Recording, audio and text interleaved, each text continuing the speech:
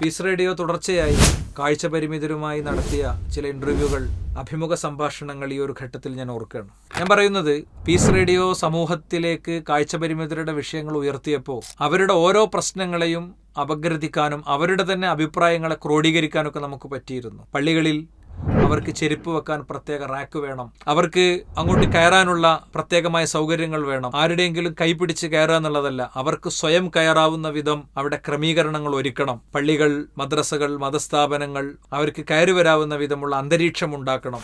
അവരെ പാട്ടുപാടാൻ വിടരുത്, അവരെ പഠിപ്പിക്കണം. അവർക്ക് തൊഴിലിടങ്ങളിൽ അവസരം വേണം. കാഴ്ച പരിമിതനെ ഒരു സ്കൂളിൽ നിയമിക്കുമ്പോൾ കിട്ടുന്ന അഡ്വാൻറ്റേജുകൾ, ഗുണങ്ങൾ ഇതൊക്കെയാണ്. ഇങ്ങനെ നമ്മൾ പറഞ്ഞുകൊണ്ടേയിരുന്നു. ഇന്ന് സമൂഹത്തിൽ വലിയ ചലനങ്ങൾ ആ കാര്യത്തിലൊക്കെ അൽഹംദുലില്ലാ പലരുടെയും ഇടപെടലുകൾ കൊണ്ടുണ്ടായിട്ടുണ്ട്. ഞാൻ പറയാൻ ശ്രമിക്കുന്നത്, ഓരോ വിഭാഗത്തിൻ്റെയും ഓരോ വിഷയത്തിൻ്റെയും സൂക്ഷ്മമായ തലങ്ങളിലേക്ക് പോകാനുള്ള പരിശ്രമങ്ങൾ നമ്മുടെ ഭാഗത്തുനിന്ന് ഉണ്ടായിട്ടുണ്ട്. ആ പരിശ്രമങ്ങളിൽ പലരുടെയും പങ്കാളിത്തമുണ്ട്. നമുക്ക് വേണ്ടത് നിങ്ങളുടെ അഭിപ്രായങ്ങൾ, മാർഗനിർദ്ദേശങ്ങൾ, തിരുത്തലുകൾ, ഐഡിയകൾ, നിങ്ങൾക്ക് വ്യക്തിപരമായി ചെയ്യാവുന്ന കാര്യങ്ങൾ, നിങ്ങളുടെ സമയം, നിങ്ങളുടെ മാൻ പവർ, അതോടൊപ്പം നിങ്ങളുടെ സാമ്പത്തികമായ കാര്യങ്ങൾ.